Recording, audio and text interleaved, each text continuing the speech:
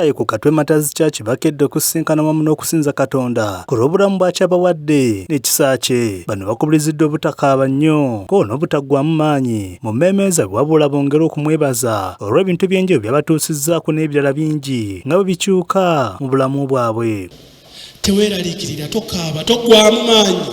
Ti Mukama yakuyita, Mukama akutuusizzaawo w'oli, akuwadde emyaka gy'olina, akuwadde omulimu ogwo gw'olina. Guyinza okuba si gw'oyagala neefuna okwebaza mu mutima gwo. Waliwo abagenda okwebaza olw'okuweza omwaka abaazaalibwa mu January ne February. Mukama tumwebaza. Twazaalibwa tuli bawere, Mukama n'atuwa wiiki emu, n'atugattako omwezi, n'atugattako omwaka, kati tuli myaka. Tolabanga obulungi bwa Mukama busaana okutenderezebwa. Omuwulizi w'olunaku ayongedde n'ategeeza Abakristaayo nga Katonda bw'akuuma obulamu bwabwe okutuusa emirembe gyonna. Oluyimba olutuzzaamu amaanyi. Ti Katonda yatonda eggulu n'ensi atukuuma okuva leero okutuusa emirembe gyonna. Atukuuma eri obubi ate n'atugabirira eri obwetaavu bwaffe. Ensozi newankubadde weeziri tezigenda vaawo nkya, Mukama alina engeri gy'atuyisaamu ne tusomoka. Ono amaliriza ng'abasaba okwefumitiriza Katonda w'abajje balyoke bamanye balabe amaanyi ge bongere okumusinza. Mbagaliza ekiseera ekirungi. Fumiitiriza ku bulungi bwa Mukama, fumiitiriza ku maanyi ge, fumiitiriza ku kisa kye, fumiitiriza ku muwendo Mukama gw'ateesa eri obulamu bwo. Otunule olabe ekyamazima. Nzaani asaana ekisa kino ekinnondoola Mukama ky'ateese ku bulamu bwange. Abantu bano bali presentinga abalala.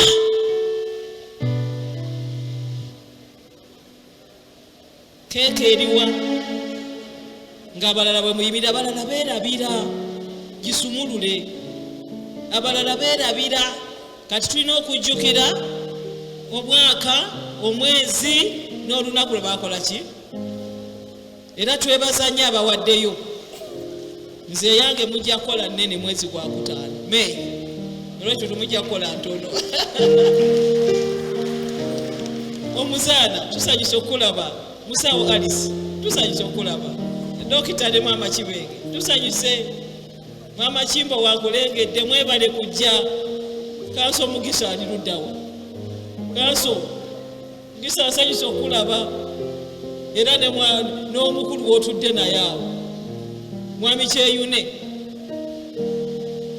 Kanso Sekabira naawe nakulengedde, owa Mission Tasasegawo, Mukama yeebazibwe, Maama Lukyamuzi Naalongo Bembi, mwenna tusanyusa okubalaba. Maama Waswa kulikayo, kitalo nnyo ekyokufiirwa. Olaba ne Maama Setimba naye talutumiddwa mwana. Kati tugenda kwebaza. Saagala ogambe nti nedda abo bokka, naye naawe jangu weebaze olw'ebyo Katonda byakoze eki. Ate twebalizeeko ne bannaffe bannange. Okuweza emyaka si kyangu. Abantu bafa naye nga Katonda atuleseewo, abamu tetumanyi na kwebaza. Katonda n'akutonda n'akuteekawo nga n'olunaku tolumanyi. Naye kati tujjanga kulujjukira. Mukama yeebazibwe. Ssebo tukwebaza olw'okutubuulira obulungi.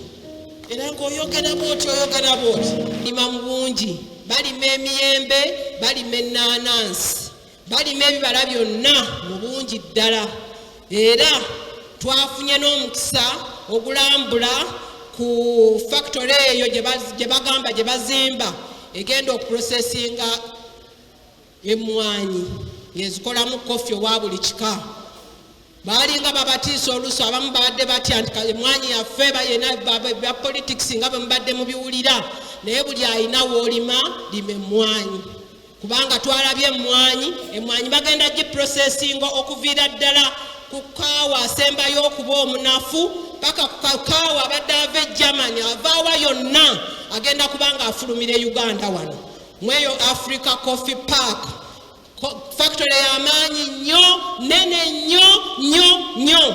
Era twalambudde naye ne tulaffe ne twewuunya kubanga ekibadde ekiriyo eri tubadde tetwali tetukisuubira.